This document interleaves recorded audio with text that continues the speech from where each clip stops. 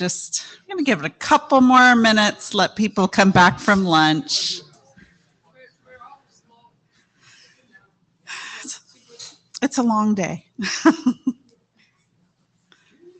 And just a reminder too, if you scan the QR code with your phone, you can also, if you got your laptop, you can go to the agenda page, go to that little purple camera, and then you can join the full client of Meet Echo on your laptop, if that is easier for you.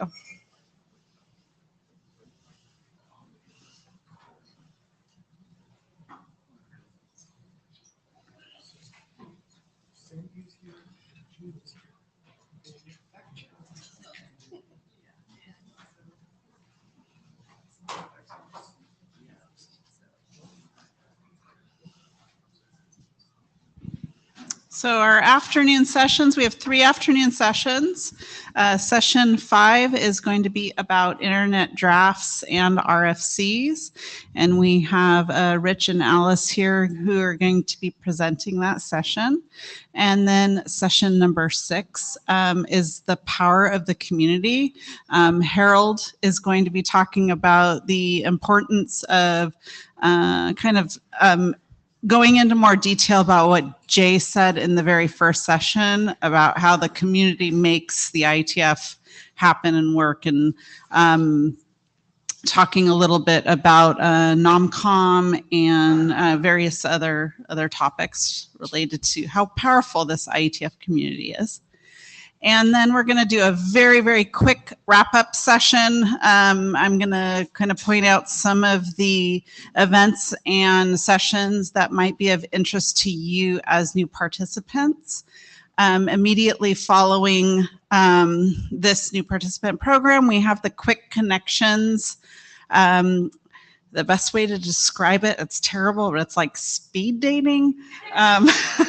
We have tables and some beverages and snacks, and we put experienced IETFers at the different tables, and the new participants rotate around. And I let everybody know when it's time to rotate, and it just gives you exactly what it says, quick connections. In an hour's time, you have a chance to make a bunch of connections quite quickly. During that session, if there's something in particular that, if there's someone particular or a topic where you're trying to connect with somebody, please find me and I'll do my best to try to connect you with the right person or find somebody who will give you the information. So please keep that in mind. And then we've got the welcome reception tonight, but I'll go over that in the wrap up. Further ado, we're going to pass it over here to Rich and Alice. So thanks again for joining us.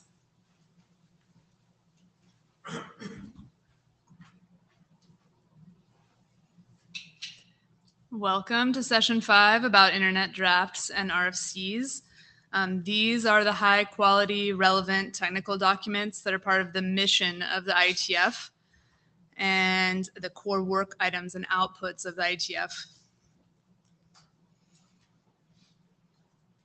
Session 5, here we are. I'm part of the RFC Production Center, which was as a whole called the RFC Editor. And I'm interested in how IETF tools and education help you write clear and concise documents about complex topics. One of my favorite RFCs is 8700, which is 50 years of RFCs, which gives some of the history of this document series that started in 1969. Hi, my name is Rich. I'm a security nerd. I tell people I do the S in HTTPS. I've been involved with the IETF for far too long. I joined Akamai 13 years ago, lucky 13. My focus is on making things more secure, making TLS easier to deploy, making our customers more secure, and co-presenting with Alice. This is the note well that you've seen earlier today. By participating in person or remotely, you agree to these policies. You'll see this a lot at each working group session this week. And BCP and RFCs are mentioned on this page. Actually, look, all RFC numbers. And we'll cover more about RFCs. So if you have questions as we go along, please feel free to come to the microphone. Also, there'll be time for questions at the end. So RFC is an acronym for Request for Comments, as the historical purpose of this document series was sharing notes and ideas. And now the documents are just called RFCs.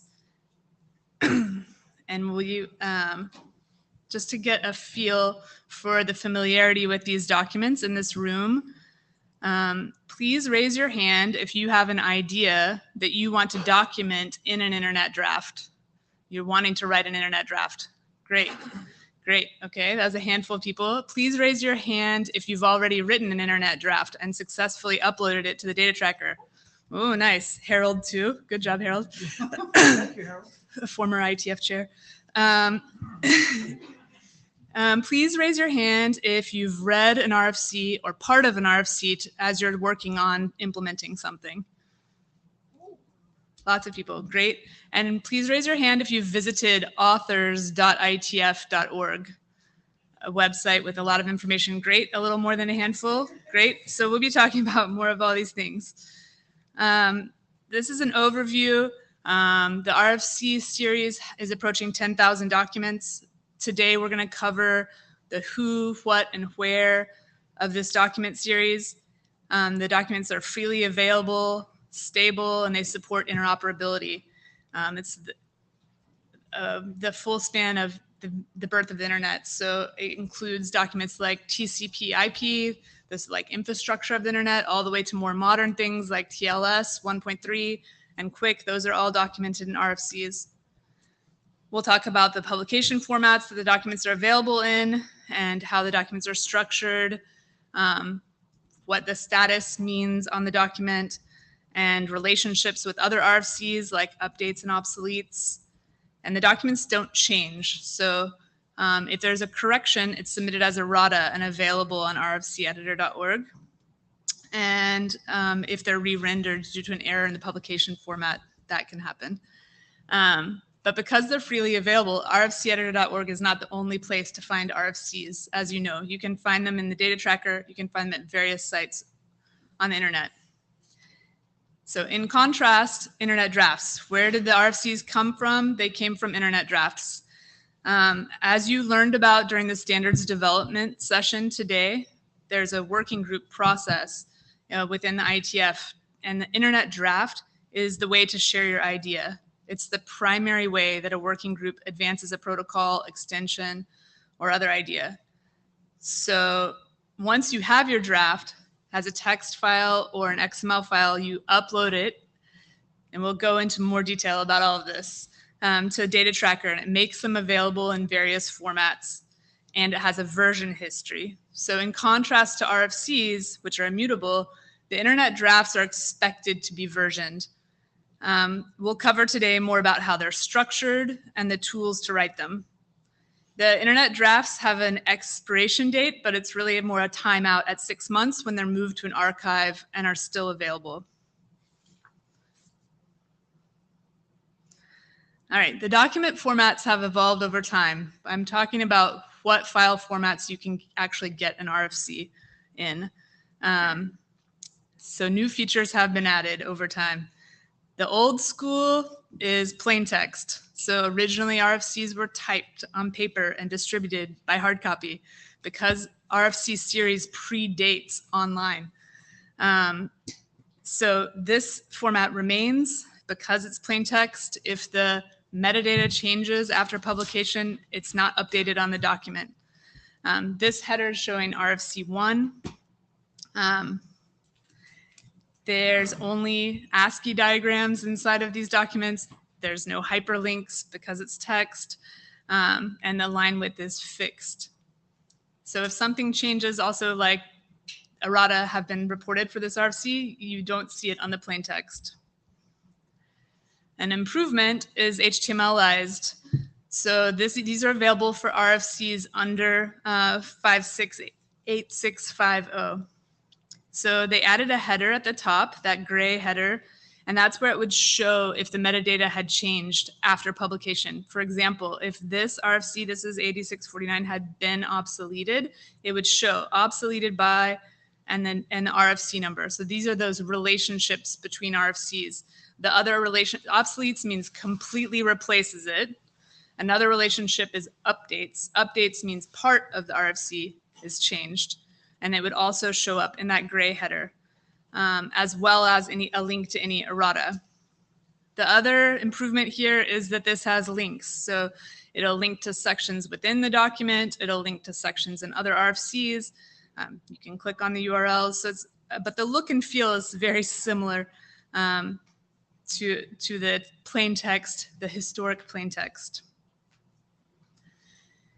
Then for more recent RFCs, this is the HTML file. The header still holds the key information, who the authors are and the title, but it has that gray header as well that would include post-publication metadata. So if this document were obsoleted, it would show it at the top. Oh, it does show it. Obsoleted by 9429. This page layout adapts to the window size, and you don't just have to limit yourself to ASCII diagrams. You can use SVG, which is scalable vector graphics, which is really XML, to have a nice drawing in your document.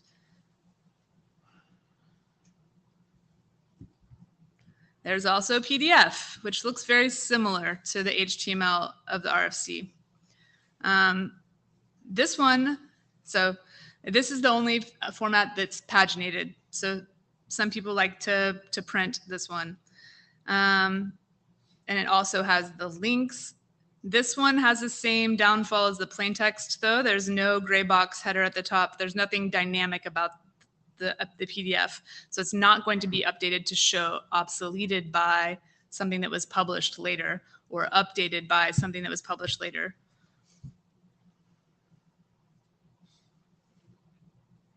This is the source format. RFC XML is the name of the defined vocabulary in XML for creating an RFC. The source for generating the publication formats that we just looked at. The attributes are held here at the top that have the metadata that you see in the header, like updates, information, for example, and then the body of the XML file has the content of the document. For writing an internet draft, though, you don't have to use RFC XML. You can use Markdown to create this XML file, specifically a flavor of Markdown called Cramdown RFC, which Rich will cover later. All right, statuses, subseries, and streams. Status is what kind of document is this?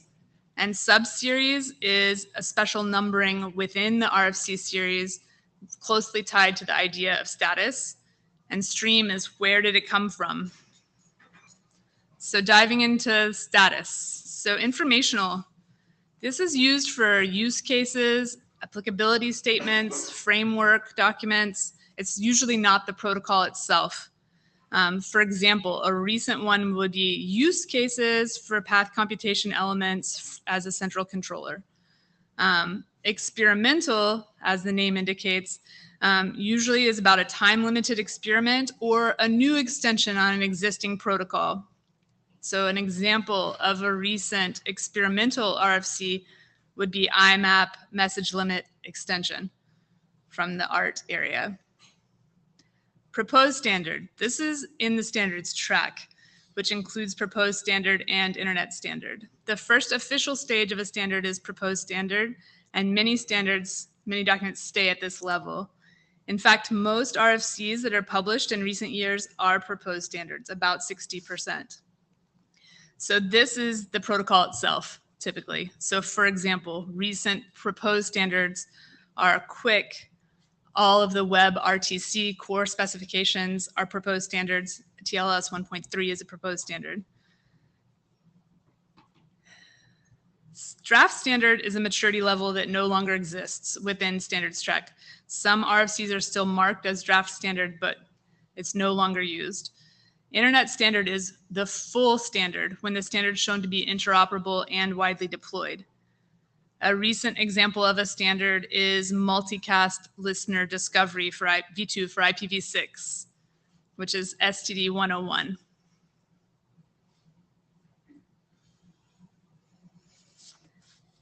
Best current practices have a dual role. One is about process. For example, the IETF standards process is documented in a BCP. Another is about technology.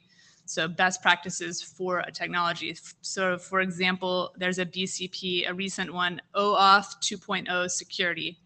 These are recommendations.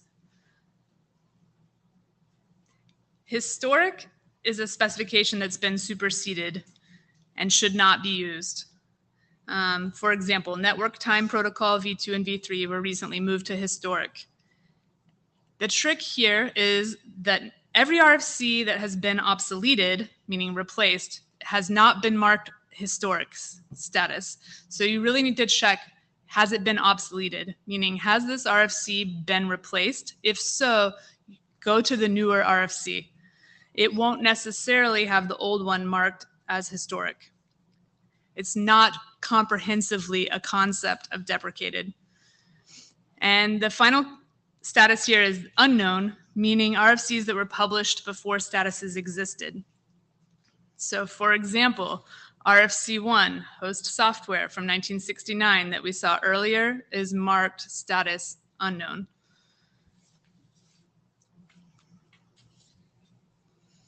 Okay, subseries. This is a numbering system within the RFC series. So some RFCs are internet standards, and these form the STD subseries. For example, old school, STD5 is internet protocol. STD6 is UDP. STD7 is TCP. But they continue to add to this subseries, as I mentioned, multicast listener discovery. And some RFCs are marked with status best current practice and receive a BCP number as part of the BCP subseries. BCP 9 is the one about the internet standards process, which has been quoted on these slides when describing the statuses. Another example here of how the subseries works is that, for example, TCP was RFC 793, arguably one of the most famous RFCs from 1981. And when it was obsoleted recently, 2022, by RFC 9293, then RFC 9293 became part of STD7. So the subseries identifiers change over time, which RFCs they refer to. And this on this slide showing that BCP 226 is made up of 4 different RFCs, all about meeting venue selection process. So that falls under the category of a process BCP. Okay, diving into streams. This is where did the document come from? Who produced this document? So the IETF stream is by far the largest and can publish RFCs in any stream. And it's the only stream that publishes within the STD and BCP subseries. And 90% of recent RFCs are IETF stream, meaning publications of the IETF, many of which came through the working group process that you learned about during standards development session. The IAB is the Internet Architecture Board. These are informational, experimental, and historic RFCs related to their role. For example, partitioning as an architecture for privacy. The IRTF is the Internet Research Task Force. I think you heard about these in the first session. They publish also informational, experimental, and historic documents that are come out of the research group process, which the IRTF has its own process separate from the working group process that you heard about today. And editorial stream focuses on the policies of the RFC series itself. And the independent submissions stream publishes RFCs outside the official processes of the IETF, IAB, and IRTF, but they're relevant to the internet community, and they do a conflict review to make sure that you're not bringing something to the independent stream that is an end run that's like shortcutting the process if the IETF is working on the same topic. an example of a recent independence submissions stream document is ARM's Platform Security Architecture Attestation Token. So sometimes they start with a company name if they're sharing, a company is sharing a technology in an RFC. Not mentioned on this slide is legacy. So some RFCs, like about 2,000 of the RFCs, were published before this concept of streams or some of these organizations existed. So their stream appears as marked as legacy, somewhat similar to the concept of the unknown status, that the series created some of this structure. So some RFCs predate it. So what content actually goes into these RFCs that we've talked about, Rich will tell you.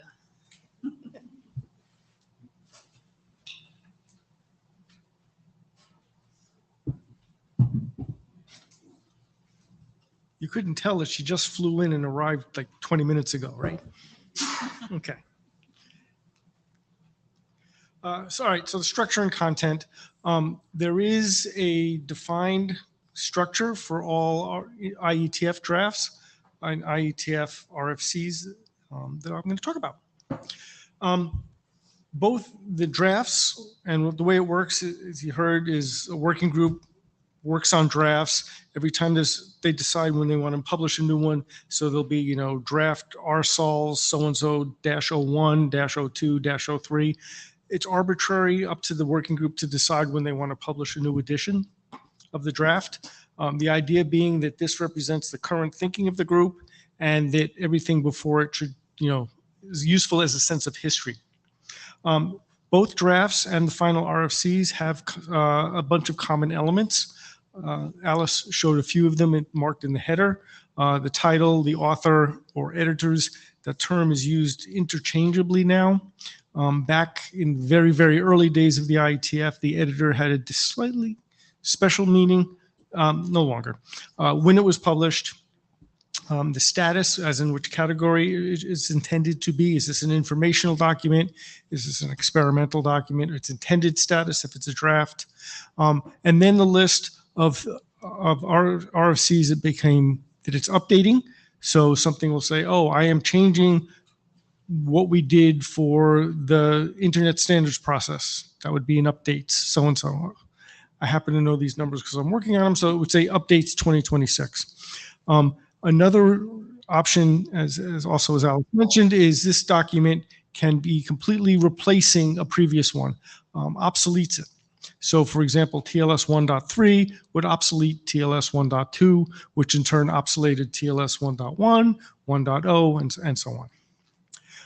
Some of the differences, the working group is mentioned in drafts, either the intended working group, if you're writing a document that hasn't been adopted yet or picked up by one of the working groups, or what the actual working group is. This is so you can look at a draft and say, oh, I know where to go to find the people discussing this content. The stream doesn't matter if it's adopted, it's implied if it's an adopted draft, but you could, you know, someone will post something and I can look at something, oh, this is an independent stream document. I don't care because it's only the author. Maybe I care a great deal if, you know, depending on who the author is, but I don't necessarily have, it's not going to be adopted by the IETF and worked on as part of a working group. When they expire, again, as Alice said, it doesn't mean, it just means they actually used to be removed. You couldn't find them anymore. Disks got cheap, the web is huge, and so documents are just marked archived. It's probably a better term than expiration. Standard serial number, document, I forget what the OI stands for, document something identifier. But you can see at the top here is a draft that shows the DCHP, you know, whatever the draft is on, but it shows a few of the fields. And then when you see the final, a final RFC, most of the same information, but also some additional, or some things are also now implied. We don't care about what the RFC stream is. Many sections can be auto-generated. If you're writing in Markdown and if you're a new participant, do not try to write in XML. Do not try to write in NROF, the old Unix document formatting language. Do not try to write in Scribe or Microsoft Word. There are some people, probably best left alone, who've written templates for Microsoft Word that can generate RFCs, but we don't accept that anymore. So things what the status of the memo is, the status of the draft is, what the copyright and intellectual property rights are. Everything that the IETF publishes, the copyright is held by a separate entity. So if something happens to the IETF, that separate entity holds all of the intellectual property rights so that they can be freely redistributed forever. The table of contents, all you have to do is say section, section, section, section, and then depending on what output format is being generated, they'll either be on the side, a bar, a nav bar on the side that lets you jump to sections, or it'll be in the front of the text document that says what page numbers it refers to and so on. Same with the PDFs. The status of the memo, that's the boilerplate legalese. Not really legal, but it's not really legal in that it's understandable by humans, not just lawyers. All of these can be auto-generated. There are things that have to be there, an abstract. The first couple paragraphs, like any other technical paper or journal article, a short summary. In this document, we are going to show how we can transfer congestion control information from one quick entity to another. An introduction, the motivation for why you would want to do that. It's important to know what the time is on the internet so that I can see if this person's credentials are still good or they need to re-log in. Every document must also have a security considerations, which it says, well, if you do A, B, and C, then the guarantees that we're making fall apart. Sometimes the guarantees are like each byte is sent from the sender to the recipient and will be received exactly once. That's a security consideration because we want to avoid being able to replay messages. If somebody on the internet says, order me a pizza, and somebody else captures that traffic and then they send that 17 times, you don't want to have the person ultimately paying for 18 pizzas. Maybe you do, but we tend to not like that kind of thing. IANA considerations. IANA are the people who maintain what we call the protocol registries. Many IETF protocols have spaces in them where it's just key value pairs. It could be a name, it could be a number. So for example, the IP protocol, which is the lowest level protocol on the internet, more or less, it has a version number. It could be 4 or 6.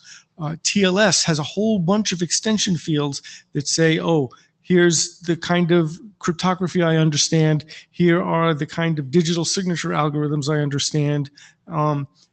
Quick has something that says, and I last spoke to you 10 minutes ago, and here's my congestion information so that you know how to effectively use my network. Final one is references. References are divided into 2 parts.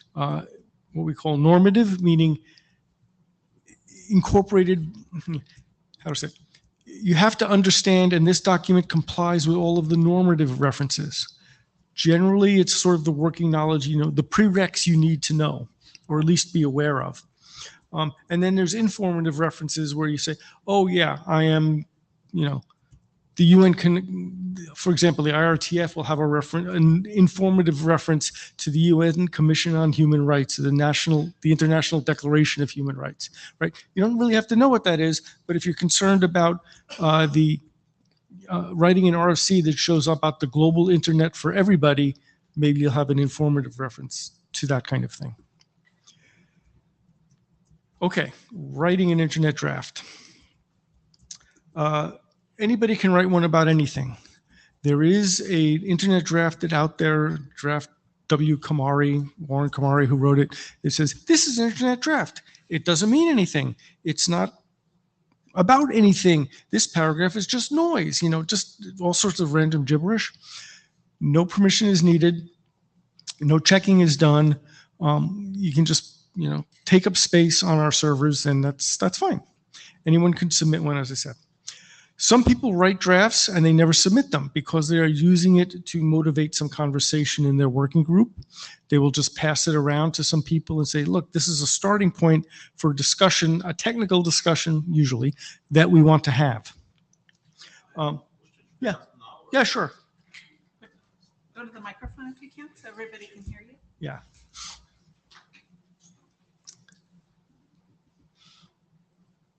Yeah, hi, Mohibul Mahmood for record. So my question is regarding writing draft. So do you have any like template or anything available, like which is like must have in the draft? Yeah, well, I'll talk about that. Okay. Another slide or two. The question was, are there any templates or things you must have in the draft? And a lot of the tooling helps automate some of that, and we'll show some examples. Oh, and here's the Warren Kumari draft. It says, I wrote this. It's nothing. It doesn't mean anything. And when you submit a draft or you look at a draft, at the top it will say, you know, this doesn't really mean anything other than the words on the paper. Do not take this as an IETF policy. Do not take this as something you should do. Do not quote this on any other standard activity. It's just an ephemeral piece of writing. Once you submit a draft, it cannot be removed. I think in the history of the IETF, there were 3 drafts that were removed. 2 of them were sort of scurrilous, scandalous, insulting behavior intending to be like sarcasm that didn't go over well. It's very hard to write sarcasm. You are also granting rights to the IETF through the IETF trust that says, yes, I am submitting this draft. I give the IETF rights to do what it wants. It can translate it. It can use it for something else. There's no obligation for the IETF to publish the draft. There are another kind of right you can do where you say, you can, until this draft or unless this draft is adopted, you can't change it. And that's a specific kind of intellectual property that unless you're really, you shouldn't really care about if you were coming to the IETF. And Jay will probably reinforce that message, not Jay, when we talk about the power of community. They have no formal status in the IETF until you see whether something has been adopted. And do we talk about it? Yes. Okay. So at the top of this draft, you see draft W. Kumari. So the typical convention is draft, username, and then a short blurb, memorable about what the draft is, and then the version number, 21. If a draft is part of the IETF working group process, it will start out with saying draft dash IETF dash, and then a short abbreviation for the working group name. Draft IETF TLS, draft IETF OAuth, and so on. And then a short blurb about what the draft is, and then a dash, and then a 2-digit revision number. So you can look at a document and just look at the title and say whether or not this is something the IETF is actually working on, something that's been proposed, or something that somebody just wanted to get on paper for other reasons. Okay, so when you want to write a draft, I remember seeing a bunch of people raise their hands. They've already written some. If you're skilled in XML, no, nobody is skilled in XML. You can read, people can read it, but it's hard to write, right? It's like Perl. Sorry. You can write in RFC XML. We do have a specification for what the XML dialect or schema is for the RFC document. Don't do that. The thing you want to do is really start with cramdown-RFC. Markdown is a generic sort of markdown format. It says things like you put a pound sign in front and that starts a new section. You put a dash in front and you're starting a bullet list. Each line would be, it's very simple to write. It looks very much like plain text with the way you might annotate specific things in the document. Cramdown RFC adds stuff at the beginning where you can list your references. You can list your, what working group it's part of, where the GitHub or other working group repository is for that document. So it adds a whole bunch of metadata at the top, and then some other stylistic conventions about how you can say, oh, if you want to refer to an RFC, you just put 2 curly braces and then say RFC 2616. And that will, Cramdown will automatically turn that into XML with the right reference, document it, make forward and backward links, and so on. There are other options. We won't bother talking about them. The site authors.ietf.org has a section in the left nav bar, I guess they call it, that describes how to pick a tool chain. First part is pick your format and tools, and then subsections, draft in XML. No, don't do that. Draft in Markdown. Yeah, that's okay because it includes the crammed down RFC Markdown. Word processors, drafting in plain text. None of those are really. You're going to have a hard time having contributors help you with your document if you do anything other than Markdown. You can do XML because I've participated in some of them, but it's really not recommended. Just my opinion. Okay, add the content. There were a couple of parts. You had asked about, we have required parts, recommended parts, and then sort of the general thing. If you use cram down, for example, you just say BCP 14 is a best current practice sub-series, and it points to 2 RFCs that say must, may, should have specific meanings. So if you're writing a protocol and you say the sender must include their username, that would be an all capital must. The BCP 14 has 2 documents. The first one says must, may, should, shall, and so on. The second one in that BCP says, oh, you should put them in all capital letters. So it's, it's part of the same standard, part of the same required procedure. If you're doing things in bold, if you're doing things writing a PDF or an HTML page, the tooling will automatically put them in all uppercase and bold them for you. Occasionally we run into problems where we have to track what fonts a particular browser is using, but we'll fix that. We do have guidance on inclusive language. Don't use, use primary and secondary, not master slave. The important part of that is that inclusive language is more neutral. It won't raise anybody's hackles, and it tends to be more clear for a technical document if you just write things in neutral terms.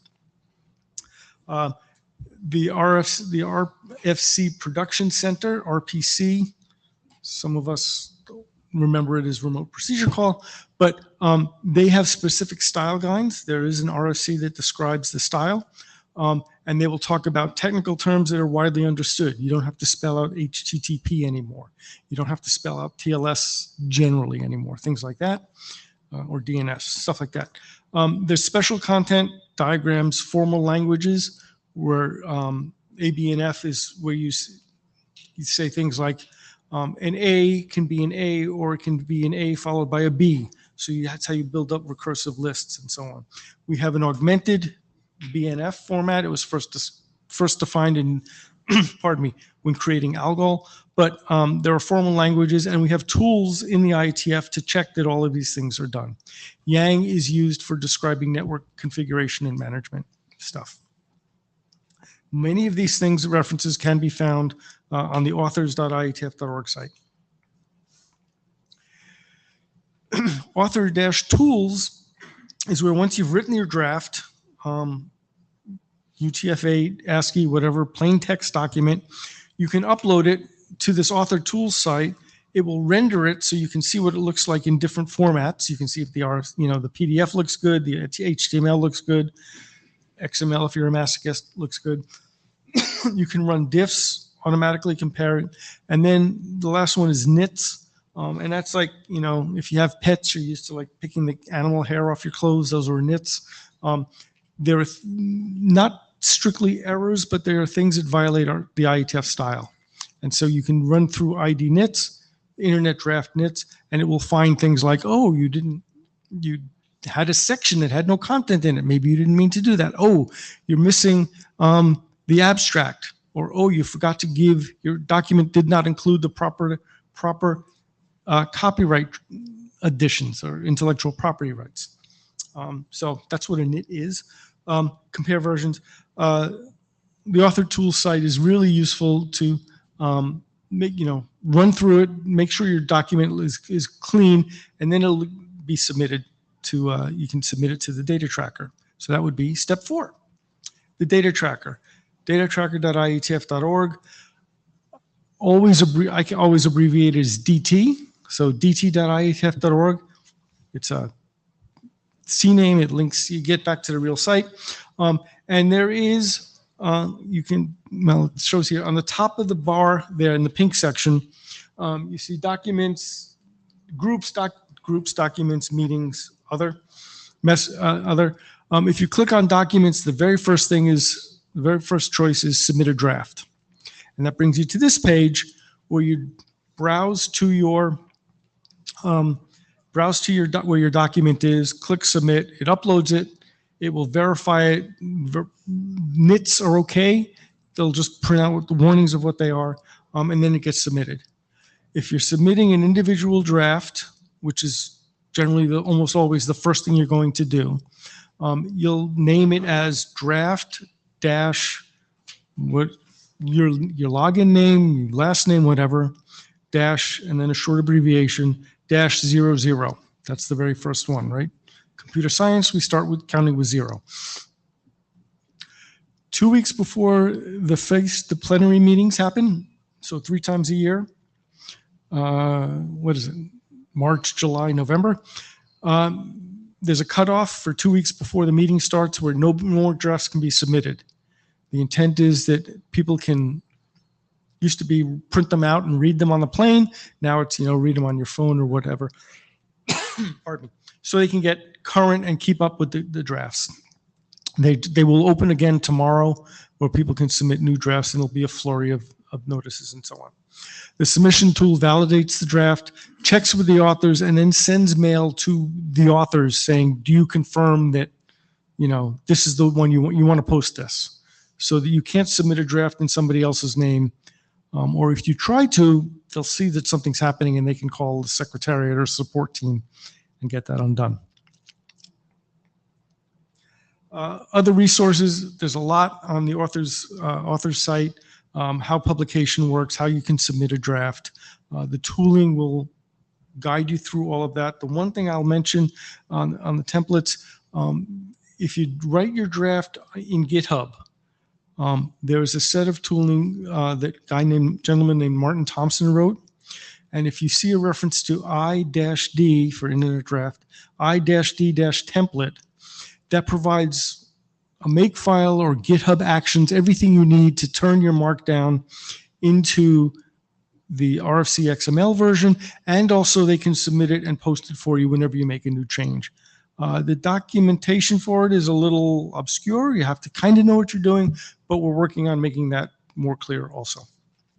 And with that, I will turn it back to Alice. Thank you. Thanks. So Auth48 is the name of if your internet draft gets approved for publication as an RFC, and then it's with the RFC editor being professionally edited. Auth48 is when it comes back to you. It's short for author's 48 hours, this idea that you get to review your edited document before it's published as an RFC. So more detail on what's happening at the RFC Production Center. We are taking control of the source file, assigning an RFC number. We're focusing on that clear, concise, and easily understood documentation. So we might ask you questions. This is a copy edit. Basically, the intended meaning is paramount. So that's why we are going to ask the authors, did you mean this, if the text is unclear? The RFC Production Center is the expert on English grammar, syntax, and punctuation, and you, the authors, are the experts on the technical content of your document. After Auth48 we also make sure that the IANA actions are clearly documented. That's been mentioned as the protocol registries. Some documents detail all the values that have been assigned per the request of that document. And so Auth48 is the very last step before publication. Each author approves, each author who's listed in the header of the RFC. Finally, create the various formats and publish. We've also created the formats earlier so that you can review them.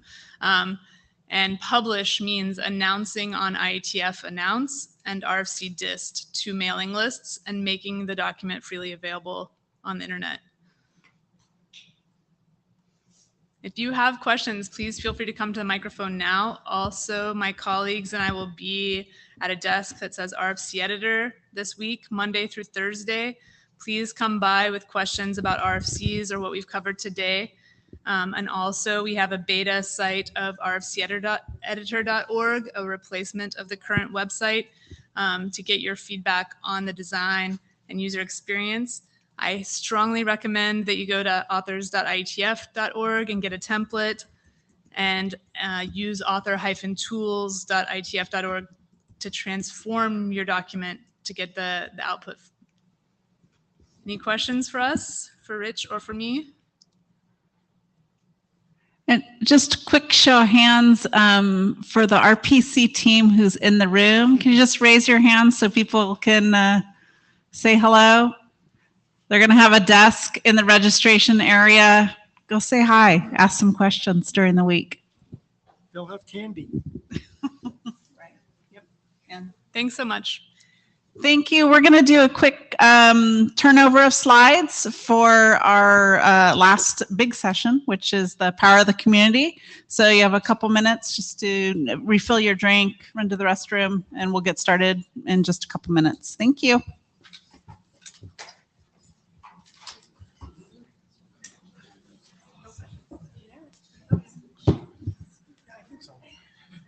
Yeah.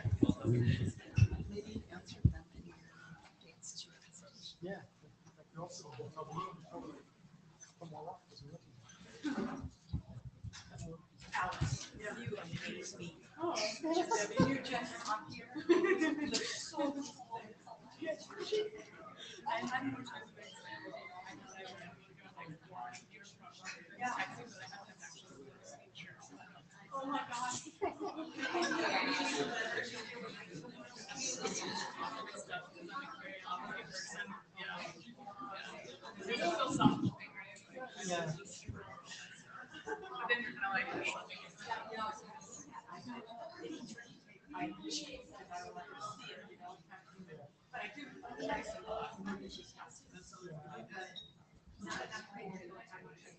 I just hate, I did carry on here, but I just hate, like, am I gonna get a spot over here or? Right, that's what, and then just listen to it. Yeah, I don't have that. Yeah, I mean, all that, I mean, international flights, there's usually a lot of room in Oregon. But that's when I don't want that hassle. I just want to be very calm. Right.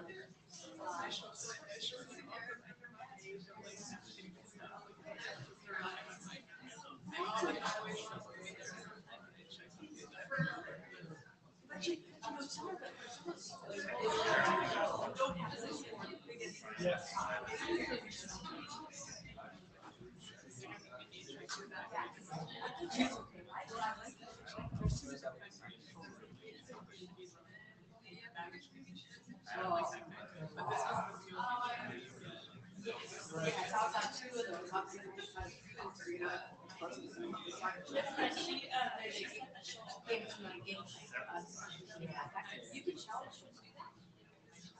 Yeah.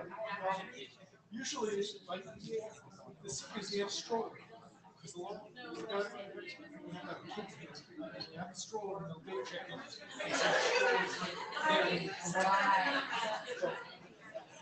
People they do not want to have kids to get the check.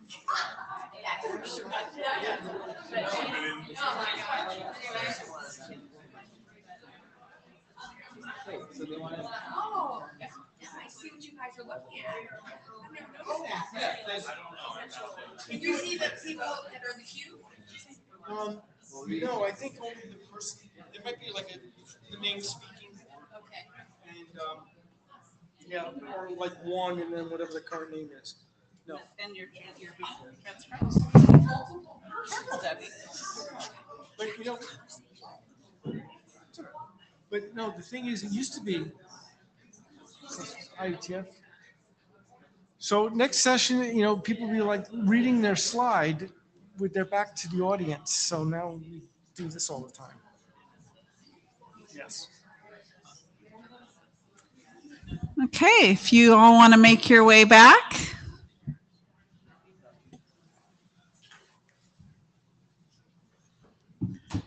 to bring Harold up to start session 6, Power of the IETF Community.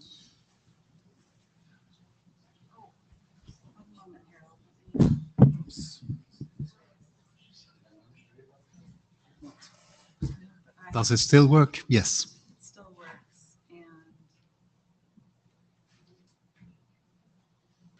And that works too. Yep. So I should just start talking.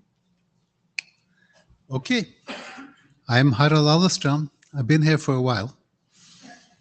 And this is my claim to fame this week, or whatever you call it, the power of the community, or how on earth can this thing possibly work? So we'll see. So Leslie has been doing this thing before me, Leslie in the back there. So this is my first time doing this presentation. But I've been around a while. Since my first IETF was in 1991. There are people, active contributors in the IETF, who were not born then, which always comes around to shock me. And I've been chair of the IETF for a while, and most recently working on the WebRTC set of standards so that everyone who wants to can see each other. So now you've seen this a few times. Better note well. This is actually one of the things that makes the internet, the IETF work. That we actually call people's attention to every time that you are supposed to follow the process and policies, behave in a professional manner, follow the IPR rules, and check the documents if you don't think you know what you're doing. Or even if you think you know what you're doing, because that's often more dangerous. But this is the power of the community. You've seen the IETF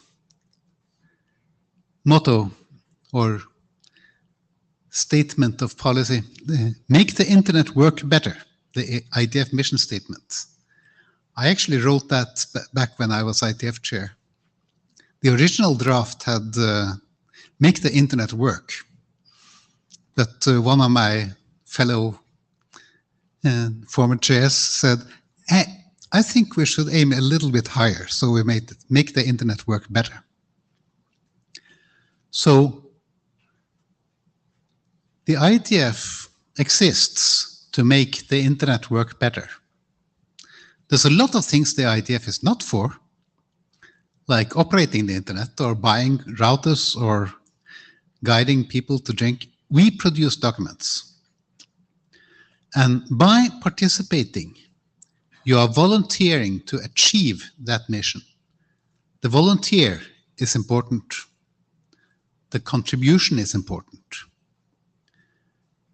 And the IETF is self-organizing, which means that the IETF is the final and total arbiter of what the IETF should be doing.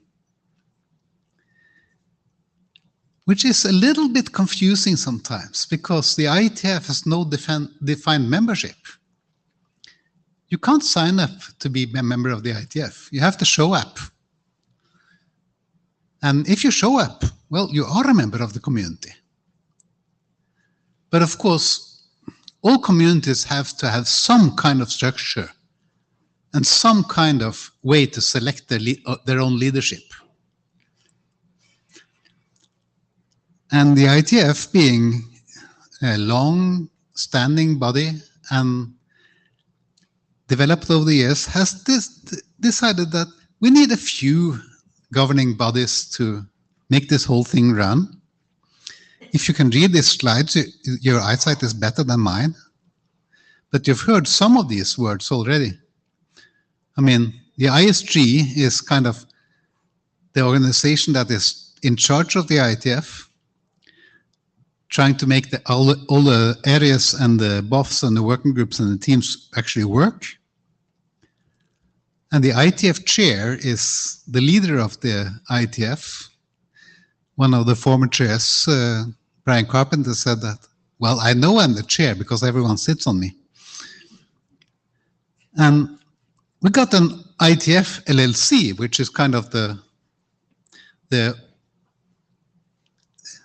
thing that exists. The IETF actually doesn't exist. The IETF LLC is an incorporated corporation that exists so that people who don't understand anything except organizations have something to link to. The IETF is a community, but the community has to govern itself. And all those arrows on this chart are linkages of governance somehow.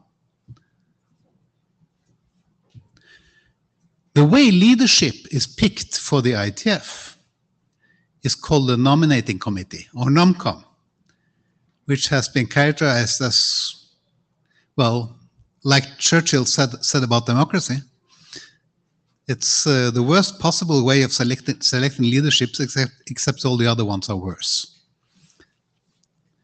So if you have attended the IETF and contributed and can prove it, like showing you received full 3 out of the last 5 meetings, or otherwise contributed, you can volunteer for the community. We hope to get like 50 or 100 volunteers. And the amazing thing that does happen is we pick them literally by random. Of course, this being the IETF, the actual randomness procedure is horribly complicated, documented in RFCs and instituted in C code, which actually doesn't compile, but that's another matter.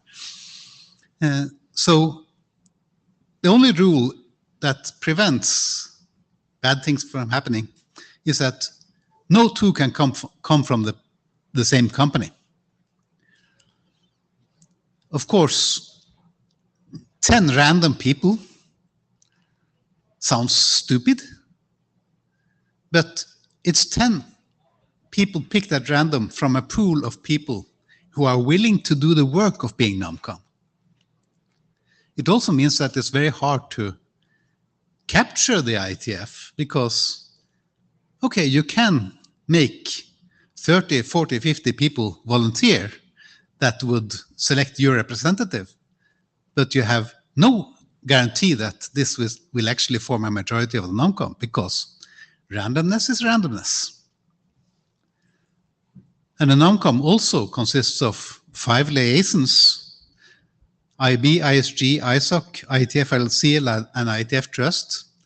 They are there so that if the NOMCOM members want to ask questions about how the IETF actually works, or what is needed for a particular body that they're selecting people for, they actually have someone to ask. But these liaisons do not vote. It's the 10 who are selected at random from volunteers from the community that select the IETF leadership.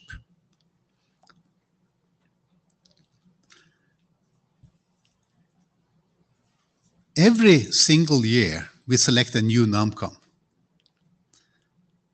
Usually, there's nobody from the last NOMCOM that is on the next NOMCOM. So someone needs to keep the history.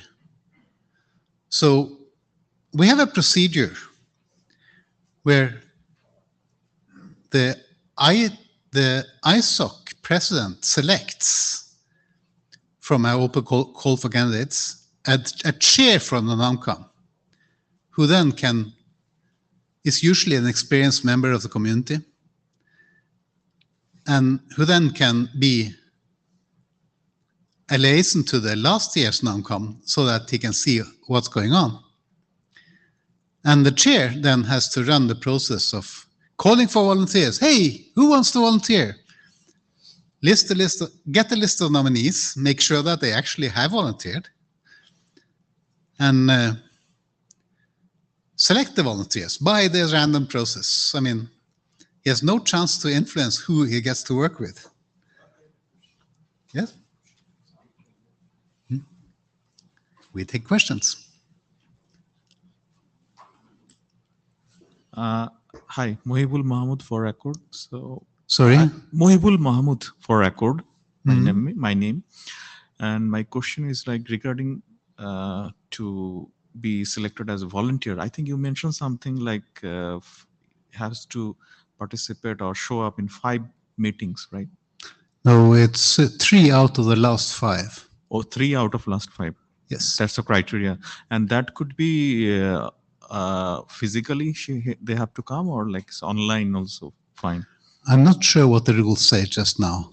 They used to say that only count physical, but I'm not sure what they say now. So you'll have to check the RFC. Okay, and this true for all the volunteering, like all the groups? No, it's On- only true for NOMCOM. NOMCOM. Okay, thank you. Okay. I mean, anywhere else in the IETF, you just show up. Show up and start talking. Or preferably start listening. Yep. And so the process is then that we call for nominations. Who should we seat in these positions? We usually get a bunch of nominations for a few positions and no nominations for other positions. And then there goes out a series of increasingly frantic mails saying, please volunteer someone for these positions. Because the thing is that leadership positions in the IETF tend to be a hell of a lot of work. So getting volunteers has been at times difficult. But we have to have qualified people in these positions. And what NUMCOM is doing just now is getting ready, they're finished. This is spring, right? Oh shit. No, it's November. It's interview time. You see, I'm lost. It's now they're interviewing the people. Every single person who has been confirmed as having volunteered for a position is being interviewed by the NUMCOM. There have been people who did not get interviewed. And it was too obvious that they were not qualified.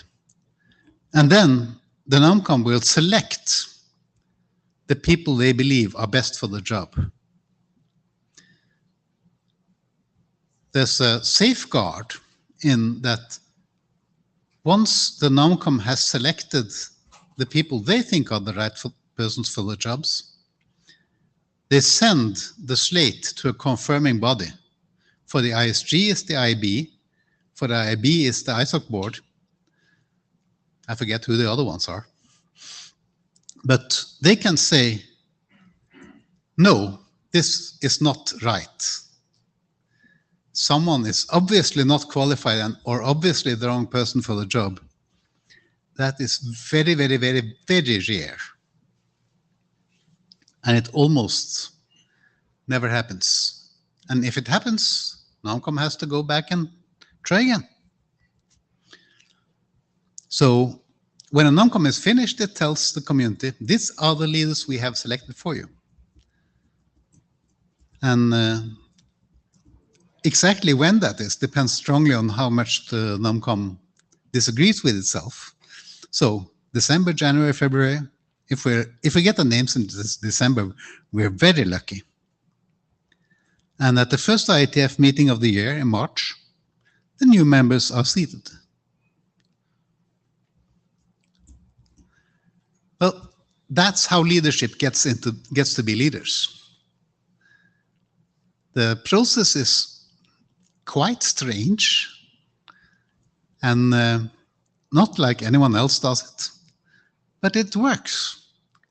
It served the IETF for many, many, many, many years. It's a process driven by the community for the community. Now, a community is only as strong as the way it works together. that is able to cooperate. And there are ways to make organizations not work, some of which you might encounter, sadly, also in the IETF. And for these things, we do have codes of conduct. We have means of managing disruptive behavior, anti-harassment procedures. I mean, you should be treated, you should treat others with respect in the IETF, and you should expect to be treated with respect. So we do have an update going on called ModPod, which of course created some really interesting and very, very long mail threads. Some of them generated by people who thought that the process was aimed at them, and sometimes they might have been right. But in general, these are processes to make sure that IETF can continue to function as an operative body and make the internet work better. So one of the things you do is that you extend respect and courtesy. Remember that everyone here is here because they want to contribute. And in the case that you don't believe that they're here to contribute, you still have to act as if you believe that, because that's the way the community can continue to function. It also means that you don't attack the person. If you disagree with that person, you tell him or her what the fault in the technical argument is. You do not say things like, "Oh, you're such a dumb blonde," or "that's just because you work for big corporation," or anything else that is about anything except the arguments put forward for the technical decision. And be polite. I mean, many people have a personal style that makes it hard to see that they're being polite. But so a certain degree of tolerating variance in behavior should be expected. But as a participant, treat others with respect. And if your personal opinion is that you should be able to be a little more facetious or funny or whatever, hold back. People have different cultural backgrounds and have different tolerances for whatever you are going to go to the edge on. Be nice. Now, people don't follow rules. And when rules are not followed, something has to happen. Disruptive behavior is something that has to be stopped. And every forum has someone who's responsible for saying, "Stop that, don't do that. Step down." And this occurs on mailing lists and in personal meetings. The chair can say, "You have had your time, step down, let others speak. This argument is not technical. we should disregard it. In the extreme sense, the chair might choose to suspend someone's privileges of posting to a mailing list. But that's highly unusual that it gets that far. Usually, most people realize that they are more effective if they are less disruptive. Some don't. So another problem is that every person who comes to the IETF is a human being. And human beings are sometimes disruptive in ways that have nothing to do with the technical. I mean, many people love going to fine lunches and dinners. Some people tend to drink more than they should. And some people tend to behave badly when they get too drunk. Or they might just be assholes or behave like assholes. So that too needs to be stopped. We cannot tolerate behavior that intimidates or belittles or pushes away other people in the IETF. We created a special role for tackling this thing. It's the ombuds team. Now, the IETF is a culture of openness. Everything is visible.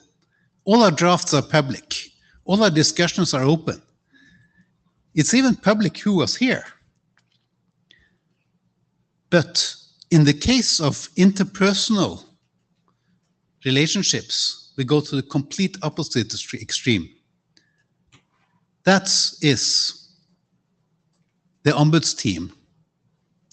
They will take a complaint made to them. They will try to investigate and address the complaint, recommend the appropriate action, see that it's carried out, and say nothing. The ombuds team does not tell you what's going on. In other organizations, I have actually been on the back end of such a process where I actually got to see the cases that an ombudsperson had to address, some of the cases. And my mind still feels a little bit dirty. So be glad you're not going to have to consider that, because the ombuds team knows how to keep their mouths shut. But they are public, who they are and where they are. You can talk to them. If you have any reason to believe that a person is being disrespected, harassed, or otherwise treated in a way that is not appropriate, talk to the ombuds team.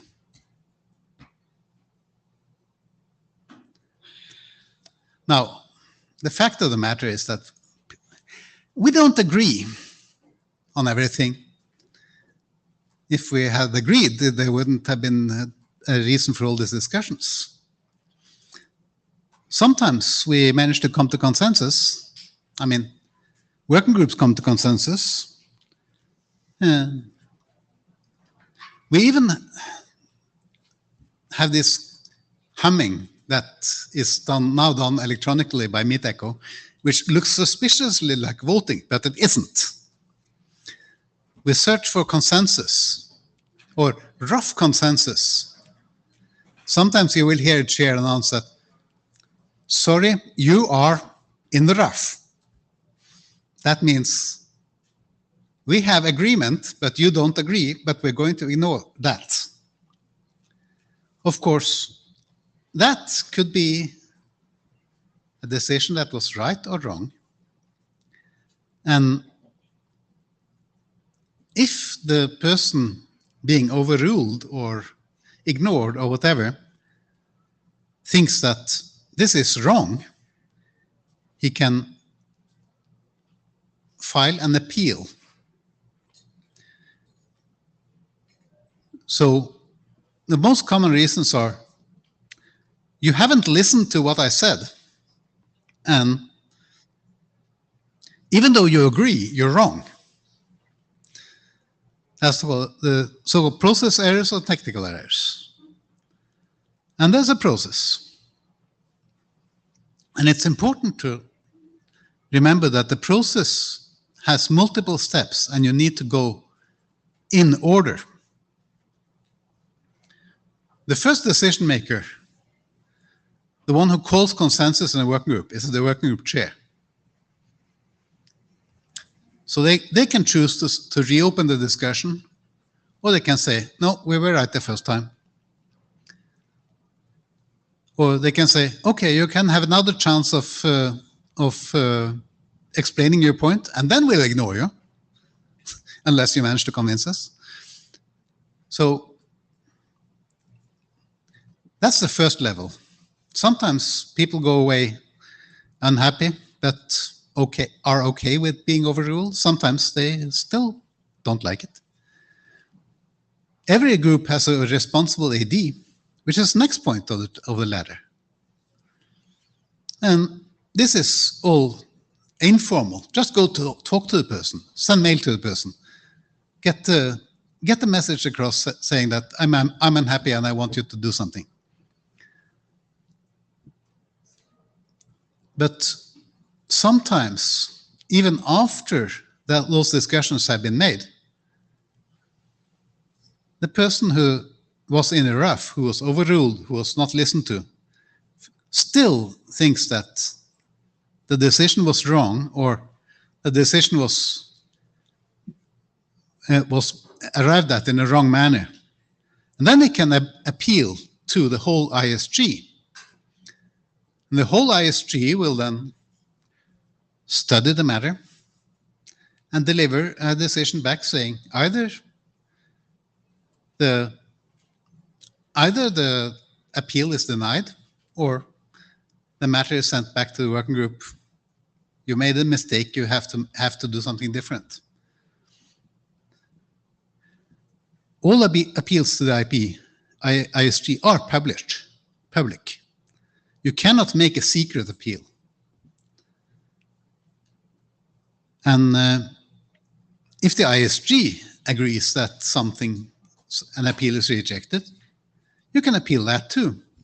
Or you can appeal an ISG direction, an ISG decision, then you appeal to the IB. Again, public. And there's a third level of appeal that can only be done on process, not technical, to the Internet Society Board of Trustees. That I don't think it's ever happened. I hope it's not happened. But so if you have a real problem with a decision in the IETF, you can spend a long time and a lot of email in making sure that everyone knows that you have disagreed with it. And sometimes decisions get changed. So this is an example of appeals. So various things to complain about. Appeal regarding threat on the TLS mailing list. Appeal to the IB concerning the ISG response to his appeal concerning the ISG approval of... yeah. I recognize some of these names. But the important thing is there are not many of them. And that's a good thing because they take very much time. The ISG and IB don't take this lightly. They're very serious even if the appeal appears frivolous at first sight, it has to be considered carefully and documented why the body appealed to came to the decision it did. So if you have an IB report at the plenary saying, in this last period, there were 0 appeals, you will see a smile on the face of the IB chair. So if you take anything away from this session, like a high-level token, remember that we're a community of human beings working to make the internet work better. And as humans, we will have conflicts. As an organization, we have means to work out these conflicts. And if we work together, we can make the internet work better. So I'll stop there and ask questions. If there are any questions, go ahead and come to the microphone, put yourself in the queue. They're in shock. Did Harold shock you? Hopefully not. It's the end of the day also. It's been a long day, so if questions do come to mind, don't hesitate to find us later during the week. Send questions to the new participant mailing list. Be happy to answer them as well. All right. Thank you, Harold. We're going to switch over the slides here just to do a couple wrap-up points, and then we'll finish the program for the day. So I'm going to ask Jay to come up.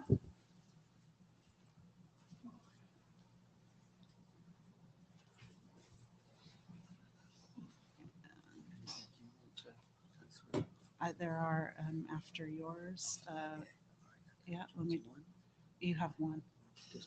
Thanks. Is that working? Yep. Okay. Yep. Michelle and I will be presenting this session together. And the Notewell, which you're all now very familiar with. I hope we will test you on this later before you can leave the room. Thank you very much for coming, for spending the day here. We very much hope it's been useful. There will be a survey sent out about it where we look forward to your feedback because it helps us revise this program. We only introduced this program a year ago based on previous feedback, and we've revised it after each time we've presented it based on the feedback that we've received. And we imagine we still have some work to go to get there with it. But so we're very interested in hear what you think about it. So it was our goal that you would leave with a general information about the IETF and an overview of the organisation structure. I think many of you can now draw the diagram now. That's excellent. Some useful information as you attend your first meeting or one of your early meetings. An overview of the leadership, resources and tools, and Michelle will talk about sessions coming up. An introduction to the hackathon, because by being here, you're not able to be in the hackathon. So next time you come, maybe you get a chance to do that. A very basic understanding of the standards process. So even if you remember just a small bit of Rob and Benoit's talk, then that would be very useful. How to get started writing an internet draft, because that is the way that this organisation works. People put their arguments or their thoughts or their ideas down on paper, in documents, and hints about how to be effective with the IETF. I'll be around at the Quick Connections, and you'll see me working throughout the week. I'll be presenting at the plenary as well. If you have any questions, please just stop and talk to me about it. That's my job. I don't actually go to any of the other sessions. So happy to spend time talking about things. Okay. Thank you. Thank you for coming.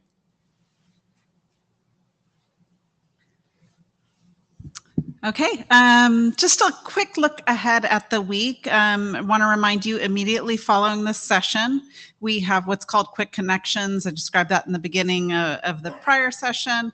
That's happening up on the 21st floor. Beautiful view of the city. Come meet some of the leadership and make those quick connections. It's a great event just to meet some people very, very quickly. Again, that's on the 21st floor starting at 4 o'clock. Other new participant activities later in the week. So tomorrow night, we do have a new participant dinner. Signups were required earlier. So for those of you that did sign up, we'll see you tomorrow. If it got sold out prior to signing up, my apologies. We can only have a certain amount of people. But if you were not able to sign up for the dinner, the Hack Demo Happy Hour is also happening about the same time tomorrow night. So there's an opportunity to check out and see what they did in the hackathon. So yeah, definitely try to check that out. On Thursday, we have a new participant social hour. It's just a chance to talk with other new participants. Some of the leadership comes, finds out how did your week go. We try to get just a little bit of feedback from you on what can we do better? What did you struggle with? What did you enjoy? Did you accomplish your goals? Just conversation. We have some refreshments. You do not have to sign up for that. Everybody is welcome regarding new participants. Again, check the agenda frequently. Sometimes if working groups are canceled, we will show that on the agenda. And I will be sending daily morning messages on what's happening that might be of interest to new participants, but take a look at those working group sessions, find what you're interested in, and definitely go to those as well. Welcome reception immediately following Quick Connections tonight. There will be refreshments and food. No presentations, just enjoying yourself to finish off your day. After that, if you're interested, we have hot RFC lightning talks. It's not your typical presentation where there's questions afterward. It's just a quick talk.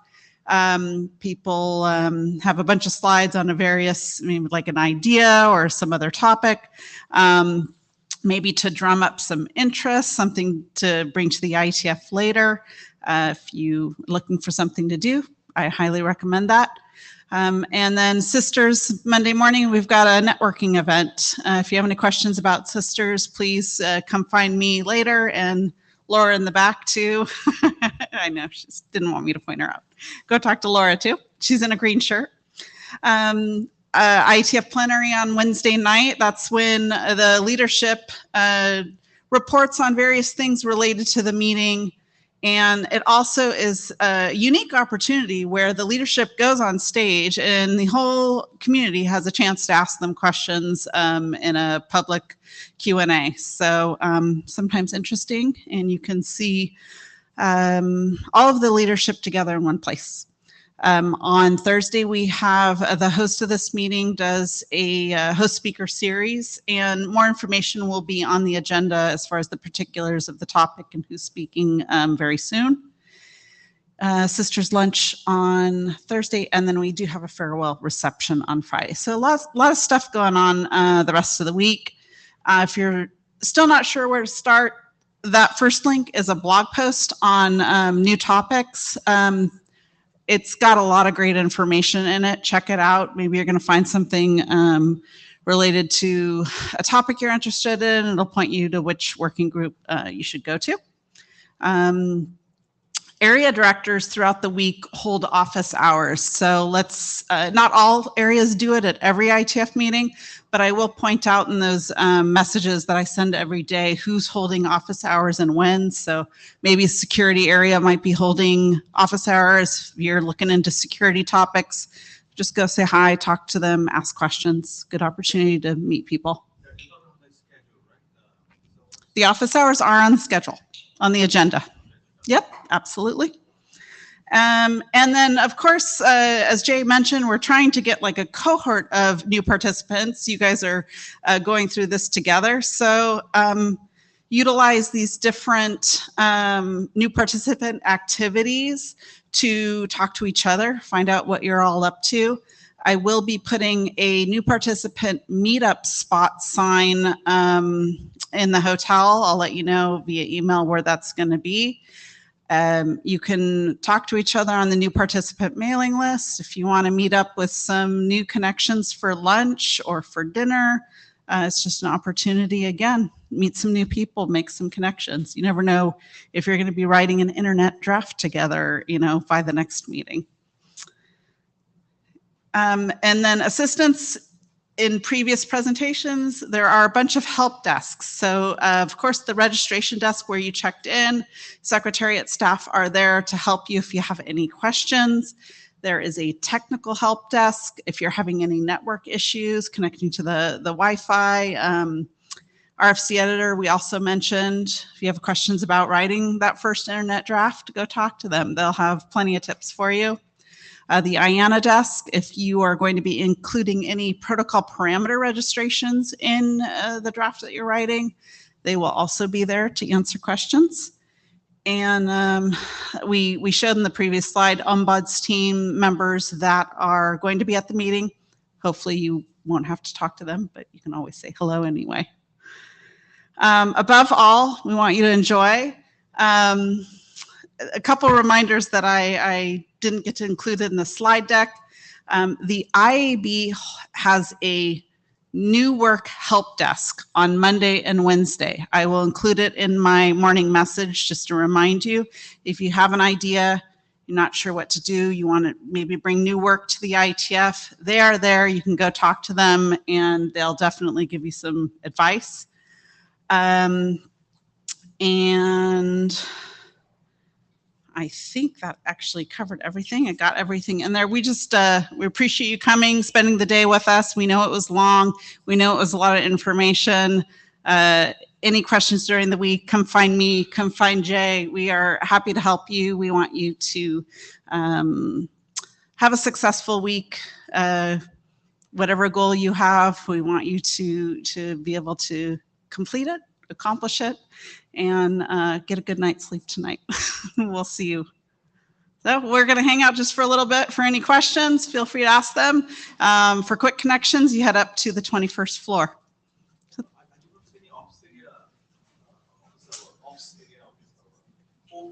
OPS, yeah. So if you don't see office hours on the agenda for a particular area, that just means they're not holding them at this meeting. Sometimes the areas rotate which meetings they hold office hours. Yeah. Any other questions? All right. Thank you, everybody.